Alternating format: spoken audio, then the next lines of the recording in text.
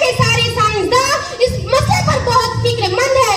America, Germany और अक़वाम मुत्तहिदा में इस मसले पर साइंसदानों के दरमियान काफी तबादला ख्यालात हुए और उससे मुदाफ़ात के लिए कई अहम इक़दाम उन ममालिक में लिए जा रहे हैं। तुम सोच रहे होगे कि आखिर हमारी जमीन का दर्जा हरारत क्यों बढ़ रहा है, यानी ग्लोबल वार्मिंग की वजह क्या है? इसकी सबसे अहम वजह खुद हम इंसानों की कुछ सरगर्मियां हैं, जिनको साइंस के ज़बान में ग्रीन हाउस गैसों के असरात कहते हैं। कुल कारखानों, मोटर गाड़ियों के इजाफे और जंगलों को बेतहाशा कटने से गैसें ज्यादा पैदा हो रही हैं। मिसाल के तौर पर कार्बन डाइऑक्साइड, मीथेन और ओजोन वगैरह इनमें काबिले जिक्र है।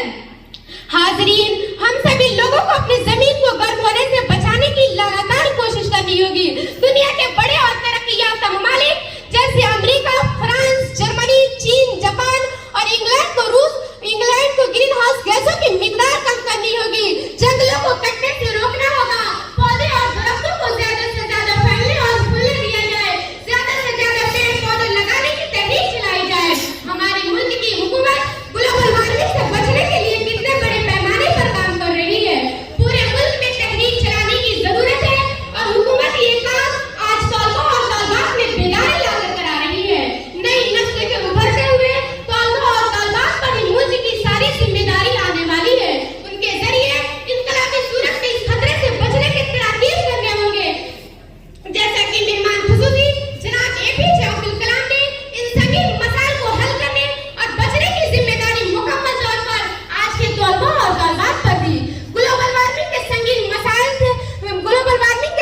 मसाइल के बोलते हुए मेहमान खुसूसी ने कहा कि इससे निपटने का असली नुस्खा या जादुई मंत्र यह है कि 10 से 17 साल की उम्र वाले 20 लाख बच्चे 5-5 पेड़ लगाए तो हमारे ज्यादातर मसाइल हल हो जाएंगे। सदर आली वकार, आखिर में मैं ये कहना चाहूंगी कि ग्लोबल वार्मिंग का मसला एक आलमी चैलेंज है, लेकिन हम इसका हल निकाल सकते हैं। हमें अपने तर्ज जिंदगी में तब्दीली लानी होगी और माहौलियाती तहफ़्फ़ुज़ को अपनी तरजीह बनाना होगा। याद रखें, हमारी छोटी छोटी कोशिशें